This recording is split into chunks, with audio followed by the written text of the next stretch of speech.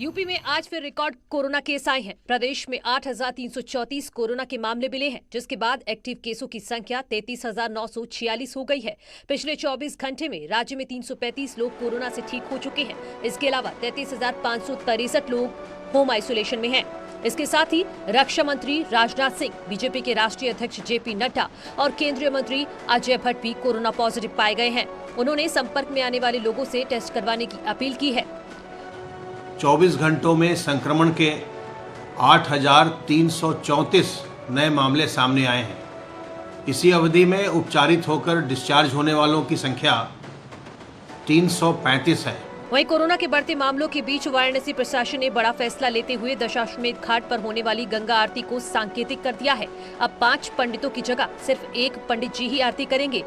साथ ही आम लोगों को गंगा आरती में शामिल होने पर रोक रहेगी। जो आ रहे हैं पर्यटन, उनको भी रोक दिया जा रहा है कि आप लोग जाएं। इसको ध्यान में रखते हुए नियम यहाँ के निर्णय हैं। देश भर में आज से बूस्टर डोज का महाअभियान शुरू हुआ है। यूपी में भी इसकी शुरुआत हुई। इसका जायजा लेने के लिए सीएम योगी लखनऊ के लालबाग स्थित कोविड कंट्रोल सेंटर पहुंचे। इस मौके पर सीएम योगी ने लोगों को वैक्सीन की दोनों डोज लेने की सलाह दी। वहीं सीएम योगी ने भी फ्री वैक्सीन उपलब्ध कराने के लिए पीएम मोदी का आभार जताया। उन्होंने कहा कि यूपी में वैक्सीनेशन का काम युद्ध स्तर पर चल रहा है। उत्तर प्रदेश में अब तक हम 21 करोड़ 38 लाख से अधिक कोरोना की डोजेस दे चुके हैं, जिसमें अगर हम लोग प्रदेश के अंदर देखें तो फर्स्ट डोज 13 करोड़ 47 लाख 29 हजार से अधिक लोगों ने ले ली है। दोनों डोजेज प्रदेश के अंदर 7 करोड़ 91 लाख 46 हजार से अधिक लोगों ने ले ली है। 15 वर्ष से ऊपर के बच्चों ने भी, 15 से 17 वर्ष की आयु के वर्ग के युवाओं ने भी बड़े पैमाने पर वैक्सीन की डोजेज ली हैं। गोरखपुर में भी आज से कोरोना वैक्सीन का बूस्टर डोज लगना शुरू हो गया है। गोरखपुर में सभी फ्रंटलाइन वर्कर के साथ जो भी मतदान कर्मी हैं, उन्हें बूस्टर डोज लगाया जा रहा है। फर्स्ट और सेकेंड डोज लग गया है, तो प्रिकॉशन डोज के लिए हम यहाँ पे बस मोबाइल नंबर और आधार कार्ड लेंगे, उसके बाद से वेरीफाई करके, ताकि पेशेंट को सर्टिफिकेट मिल सके, बस वही वेरीफाई कर देंगे थर्ड डोज में। कानपुर में भी कोरोना की तीसरी डोज की शुरुआत हो गई है। कानपुर के मेडिकल कॉलेज समेत शहर के कई सेंटरों पर आज बूस्टर डोज लगाई गई। प्लस की बूस्टर डोज, जो उसको प्रिकॉशनरी डोज कहा जाता है, वो देने का आज से शुरू हुआ है और लोग आ रहे हैं, उसमें बुक करा के भी आ रहे हैं और वॉक इन में भी आ रहे हैं। सर, आपने लगाया?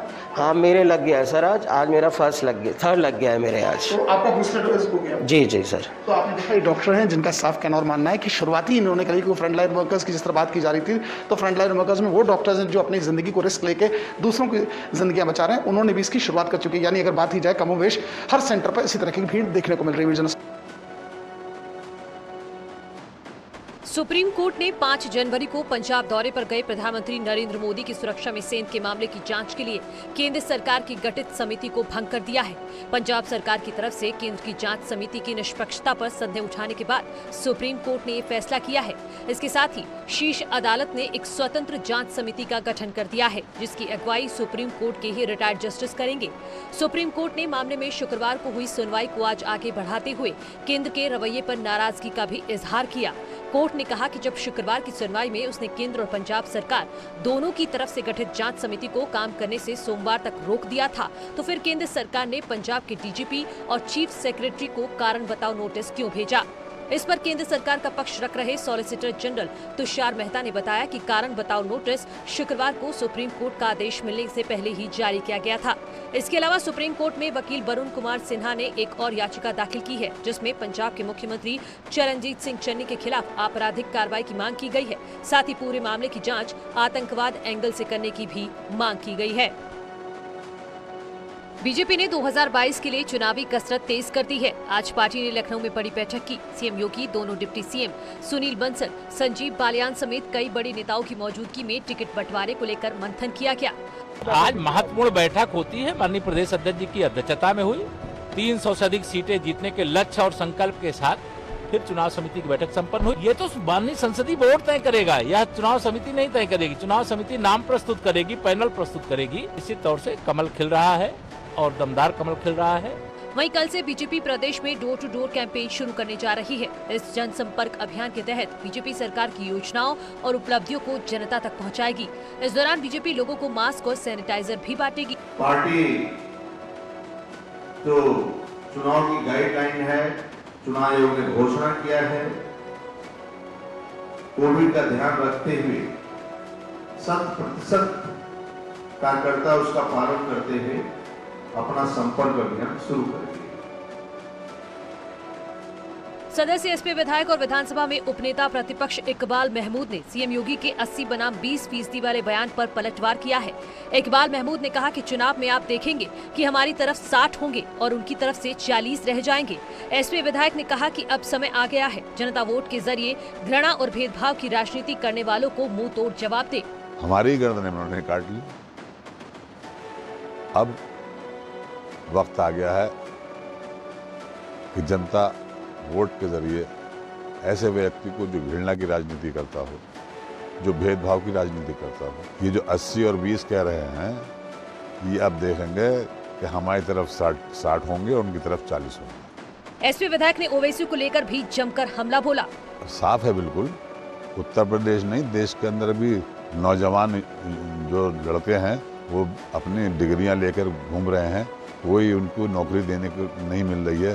पढ़ लिख कर वो हैं, वो अपने सफाई कर्मचारी पर लगे हुए हैं। न्यूज 18 के मंच एजेंडा यूपी में सीएम योगी ने कहा कि देश में 80 और 20 का भाव है और राष्ट्रवाद के पक्षधर लोग बीजेपी के साथ हैं। 80-20 की जो राष्ट्रवाद, सुशासन और विकास का पक्षधर है जी, ऐसे 80% से अधिक लोग भारतीय जनता पार्टी के कमल फूल पर अपना बटन दबाएंगे। न्यूज 18 के एजेंडा यूपी के मंच पर सीएम योगी के 80 बनाम 20 वाले बयान पर विपक्षी दलों ने कड़ा ऐतराज जताया। लड़ाई अगर इस आधार पर बांटी जाएगी तो 1/99% की है। 1% लोग अपराधी मानसिकता के होंगे, जिन पर 18 मुकदमे हैं, जो हत्या, बलात्कार, रेपिस्टों को बचाते हैं। 95 बनाम 5 की लड़ाई है। 95 में इस मुल्क की आवाम है, उत्तर प्रदेश के नौजवान हैं, किसान हैं, महिलाएं हैं, और 5% में संघ परिवार के गिरोह के बाकी सदस्य हैं। न्यूज 18 के मंच एजेंडा यूपी में सीएम योगी ने मथुरा से विधानसभा चुनाव लड़ने के संकेत दिए। हालांकि उन्होंने कहा कि चुनाव लड़ाने का फैसला बीजेपी पार्लियामेंट्री बोर्ड करती है। कंस की मूर्ति लगाने वालों के सपने में भगवान कृष्ण आ सकते हैं जी, तो कृष्ण अपने भक्तों के सपने में क्यों नहीं आएंगे? मैं क्या समझूं इसका इशारा? और नहीं, मैं वही कह रहा हूँ ना जी, नहीं, सपना भाजपा के सांसद के सपने में तो भगवान कृष्ण आए होंगे, क्योंकि वह कृष्ण के ही भक्त हैं।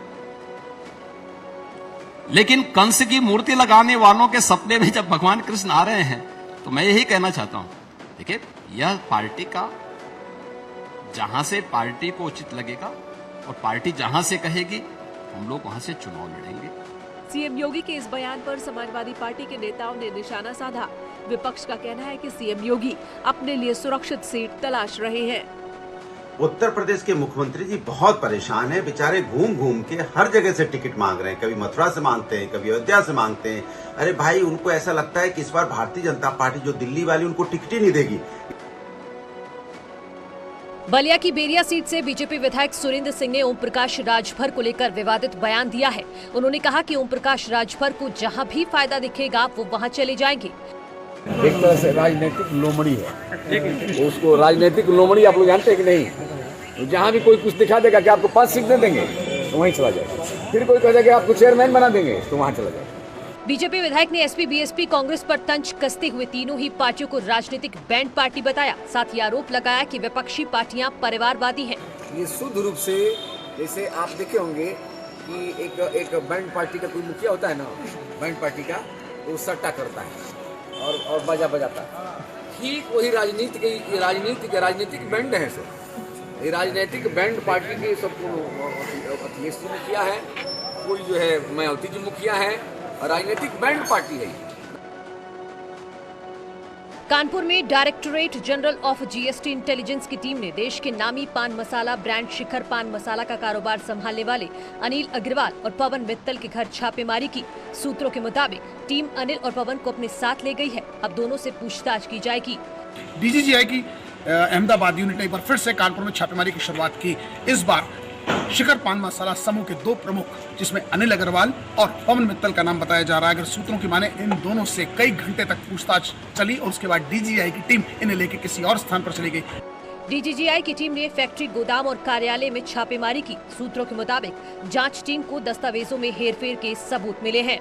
कहीं से भी अब शिखर पान मसाला की भी परेशानियां कम होती नहीं दिख रही हैं और सूत्रों की माने तो बहुत जल्द उनसे भी पूछताछ होती है, क्योंकि पीयूष जैन के बाद जिस प्रकार से जो लिंक निकला था, जो पेपर्स में एविडेंस आया था, उसमें कहीं ना कहीं इन दोनों लोगों का नाम सामने आ रहा है। ये दोनों लोग शिखर पान मसाला समूह के मेन फिगर्स कानपुर के माने जा रहे हैं। अब देखना ये होगा, जब ये जांच समाप्त होगी तब जाके पता चलता है कि आखिर वास्तविकता थी क्या। विजिलेंस आशीष पांडे के साथ अमित गंजू, न्यूज़ 18 कानपुर।